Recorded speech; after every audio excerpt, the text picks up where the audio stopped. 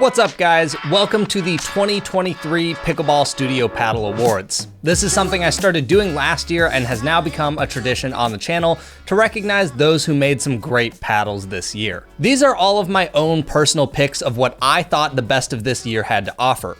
If you disagree, which I'm sure some of you will, you can let me know down in the comments how you would categorize your favorite 8 of this year. Also, we had these pretty sick trophies made for all of the first place winners of this year, so if you're a brand who wins an award and want us to mail you this, shoot me an email and I'll make sure we get these sent out to you. And if you're a consumer and interested in picking up any of these paddles, you can use code PBStudio and that should work on pretty much every single brand mentioned in this video. So, without further ado, let's get right into it. The first category that we're going to be talking about is Best Value Paddle of the Year. This year, we saw a significant price reduction in high-quality paddles. Last year, you generally had to spend around $150 to $200 for a really solid paddle. This year, you could find a fantastic performing paddle for as low as $60, and dozens of other brands selling paddles for about $100. But in my opinion, there was one brand that stood above the rest when it came to their budget paddle. In fact, they were kind of the one that led this trend of paddles becoming so much cheaper. And that would be the Vatic Prism line. I feel like this line really helped redefine how good a paddle can be for $100. So you get great variety in shape and thickness for $100, even cheaper if you use a discount code. A lot of times when you see paddles in this price range, you can expect the handles to feel cheap with exposed polymer, but these don't have that, which is fantastic. While the price may be cheap, these paddles perform exceptionally well and are something that any skill level could easily use, from 3.0 all the way up to 5.0. Now, I do want to give a few honorable mentions. The first one I want to mention, and is something I got to try later in this year, was Friday Pickleball. At first glance, I wasn't particularly interested in these until I saw them running a sale for a good portion of this year, which allows you to get 2 of their thermoformed paddles with paint grit for $99.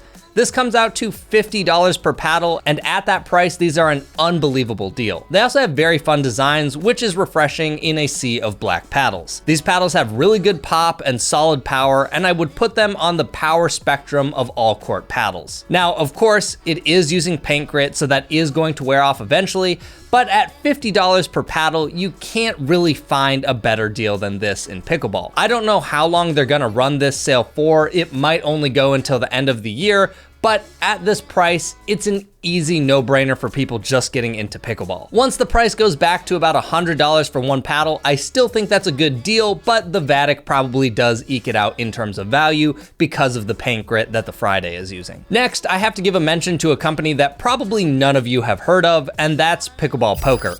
They're currently selling their Gen 1 raw carbon fiber paddle for $65, which is one of the lowest prices I have ever seen for a Gen 1 raw carbon fiber paddle. It does have exposed polymer in the handle and isn't necessarily a super standout paddle in general, but the dollar to performance ratio is definitely very high up there. If you're looking for one of the best starting paddles you could buy, this would definitely be one of them at one of the lowest prices I have ever seen. All right, now we have one of everyone's favorite categories, and that's spin. Now, you guys probably think spin is one of the easiest awards to give since we have actual data that we can rank paddles based off of, but I actually think it's a little bit more complicated and nuanced than you might expect. If you look on screen right now, you can see that the top 25 results in my spreadsheet are all paddles that have nearly 2,000 RPM or higher. From first place to 25th, the difference is 144 RPM, which is not a substantial difference in the grand scheme of things. The other thing is that pickleball companies are notoriously bad at having consistent grit quality across their paddles. While some companies do tend to be a bit better than others, it is something that almost everyone experiences. So the small difference in rankings that you see could sometimes be that one was mildly grittier than another. However, we do still have a winner for this year, but just know that anything in the top 25 of my list is going to get exceptional spin, and it's not something you need to be particularly concerned about when looking at first versus 25th. With that being said, The winner of this year was a paddle that got tested at the tail end of the year, and that's the Volair Forza Mach 2 14mm. It came in with a result of 2142 RPM and the 16mm at 2139 RPM. This is no surprise to me, because when the Forza Mach 1 came out this year, everyone was talking about how good the spin was. So it's not a shock to me that the Forza Mach 2 performs very well. Now, there are a ton of honorable mentions that we could give here, but there are a few that I got to play with that really stood out when I hit them. First is the Annalee Waters Bantam 12.7mm. This paddle feels ridiculous when you hit it. In fact, I don't know if I've ever heard more people ask me about the spin of a paddle than I have this one. While the Forza did barely beat it out in a test, on the court, the amount of shape I could generate with this paddle was ridiculous. Next, we have what was probably the most controversial spin paddle of this year, and that's the new Pro XR paddles. Now, this goes right back to what I said about grip being inconsistent on paddles, because I have tested 3 brand new Zane Pro XR paddles this year, and all of them came in at numbers that were not that great. Anywhere from 1600 RPM to about 1800 RPM. Then I finally got to test the standard 14mm and 16mm, both of which felt much rougher than any Zane Pro XR that I own, and those came in at 2109 and 2123 RPM. Based off of the pro challenges of these Pro XR paddles this year, it's clear that these are capable of achieving insane spin, but it seems to be luck of the draw as to whether or not you get a gritty one. Again, just remember that anything in the top 25 is gonna be great spin. I wouldn't overthink it too much, but these were some of the ones that stood out to me when I was using them. This year, we saw a huge trend toward power in pickleball. With the introduction of thermoforming, we saw a new wave of power paddles like we've never seen before. It felt like every company was racing to have the most powerful paddle on the market. There were a lot of really good options to pick from this year, and my pick might be just a little bit controversial among some of you, but I have to give that award to the Gearbox Pro Power Elongated. Even with the thermoforming paddles that exist, the Gearbox is just in a league of its own. Outside of paddles that were delaminated, we have never seen more amateurs and more pros complain about a paddle that should be removed from the game because of power. Speed ups, drives, overheads, flicks, everything with this paddle is ridiculous. If you've played against one, then you know what I'm talking about. Now, the one caveat I want to put here is that out of the box, the power is not unbelievably exceptional. It's good, but it's not the levels that most people talk about. I'm working on an entire video about this topic, but it probably won't come out until sometime next year. The paddle has a period where it needs to break in, or at least that's what Gearbox is calling it for now, and during that period, the paddle loosens up and becomes more powerful. Gearbox has said it's supposed to do this, but the levels that it changes when fully broken in, I'm not sure if that's intentional or not, because the paddle does change a lot. Regardless, at this time, it is easily the most powerful legal paddle that we have on the market, and that's why I chose it for this award. Now for the honorable mentions, the first one we have is the Engage Pursuit Pro line. These are not thermoformed, but they hit really, really hard. I personally felt like the 6.0 models hit overall harder to me because they felt more springy like a trampoline, but many of the pros are using the non-6.0 models. Regardless, all of their paddles have very good power and were one of the most fun paddles that I used in 2023. Second, we have the Annalee Waters Bantam 12.7mm. It was unfortunate I wasn't able to squeeze in this paddle for a review this year because it really is a fantastic paddle that not enough people know about yet. The power to weight ratio of this paddle has to be one of the best in pickleball. On average, it weighs between 7.5 and 7.8 ounces and has a swing weight of 104, which is extremely low. Even though this paddle isn't thermoformed to my knowledge, I think it hits harder than a lot of thermoformed paddles on the market right now. And since the swing weight is so low, you can add lead around the entire head and still have a very maneuverable paddle that hits even harder. So don't sleep on this paddle because I think it's a very good power paddle for its weight and size. Next up, we have the all-court category. These are paddles that do a little bit of everything and are more balanced when it comes to control and power. We saw a number of paddles this year that fall into this category very well. Paddles like the Pickleball Apes Proline Energy, the 6-0 Ruby, Rhombus Nova .R1, Diadem Pro Power, Yola Perseus, Zane Signature Pro XR, 6-0 Double Black Diamond, and a bunch more. But I'm going to give this award to probably one of the most talked about paddles of 2023, and for good reason. That is the 6-0 Double Black Diamond. When this paddle launched, it probably was closer on the spectrum of power paddles, but as time has gone on with various core crushed solutions as well as more powerful paddles being released, I feel like the Double Black Diamond has started to fall into the all-cork category when compared to many of the other power paddles on the market. It really is one of those paddles that can kind of just do it all. It has solid pop, it has good control, top tier spin, good hand speed, and more of a stiff face. It really combines a lot of elements that just make up a very all-around solid paddle for anyone on the market. For honorable mentions, there are several great paddles. One of those being the 6-0 Ruby. This came out at the very end of 2023 and is a really good paddle. But the only issue is that it was really similar to a Double Black Diamond with a few subtle differences such as enhanced power on big swings, and some also felt that it got more spin. So it is a great paddle if you want a bit more power than a Double Black Diamond. Next, we have the Rhombus Nova .R1. When this came out, the people really focused more on the technology of the paddle than they did the actual paddle performance. That's because, in my opinion, it just didn't stand out in one particular way or another. It wasn't super control oriented, it wasn't over the top power. It was just right there in the middle, which doesn't tend to create a lot of buzz. However, if you're looking for an overall balanced paddle, the Nova .R1 does it really well. Now we have the control category, and this is an interesting one because there really weren't a ton of control paddles released this year. With the advancement of thermoforming, everyone was in the race for power. Gen 1 raw carbon fiber paddles had always been so control oriented that we already had a market full of control paddles to begin with. So the options were a bit more slim this year than prior, but we did have one control paddle that I think stood above the rest, the Selkirk Luxe Control Air. When I started doing my review of this paddle, it had been so long since I used a control paddle that I kind of forgot how easy it can be to reset, block, and drop.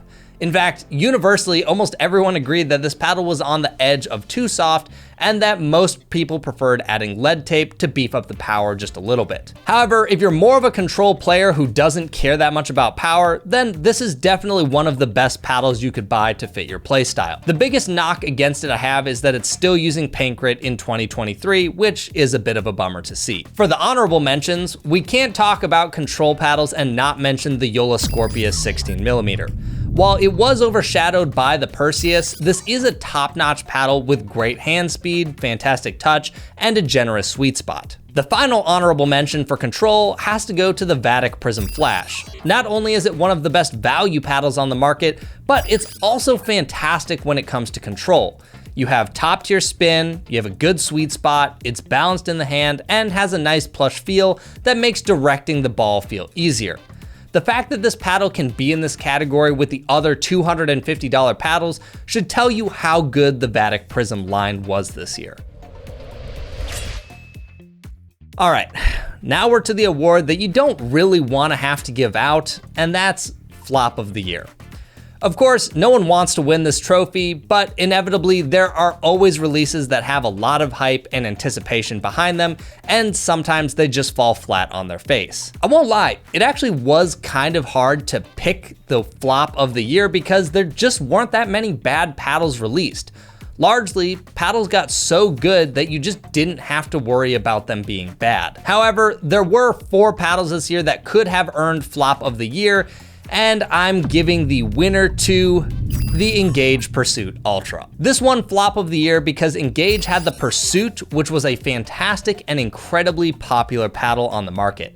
It took them a long time to release the successor, and when the Ultra was announced for $260, people were definitely skeptical.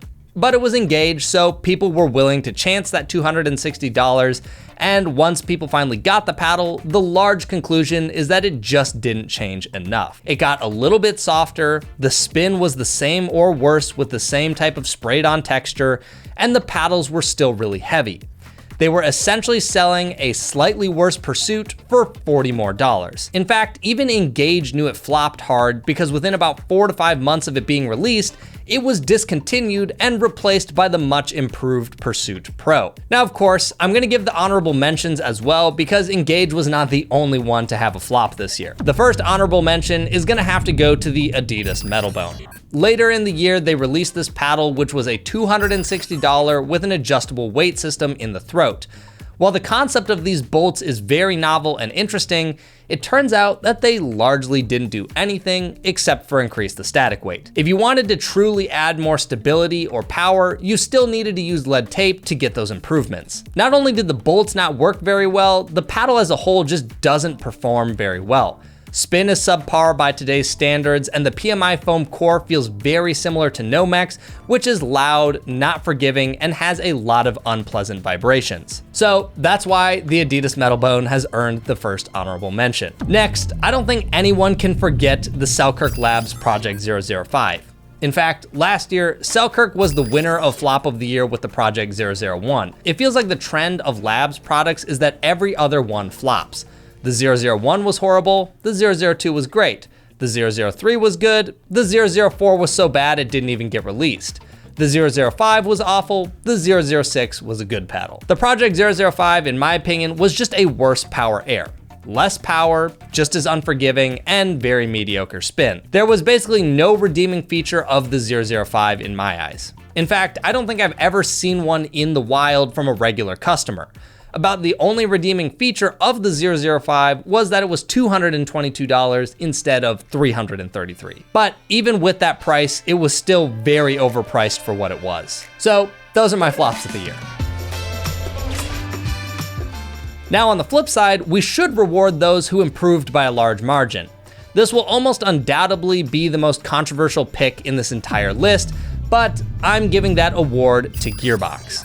My reason for giving Gearbox this award is because they have always been a brand that was used by more niche players. Their biggest selling point was that their paddles were unbreakable, but largely the performance of them was far behind many of their competitors on the market. This year, with the release of the Pro Series, they made significant improvements. The power was out of this world, spin went to top tier, and they finally added a raw carbon fiber texture rather than depending on only their SST core for spin. The feel was also much improved compared to prior Gearboxes. And if you went to a tournament later in this year, it's very clear that Gearbox became a lot more popular because I went from never seeing a Gearbox at a tournament to seeing them all over the place at both Nationals and the San Clemente PPA. Now, I will say what I think Gearbox gained in performance of play, they gave up in durability.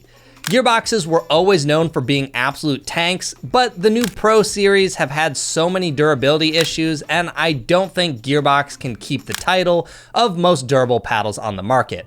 At least not when it comes to the new Pro line. The other honorable mentions are pretty easy to pick. That would be Engage and Paddletech.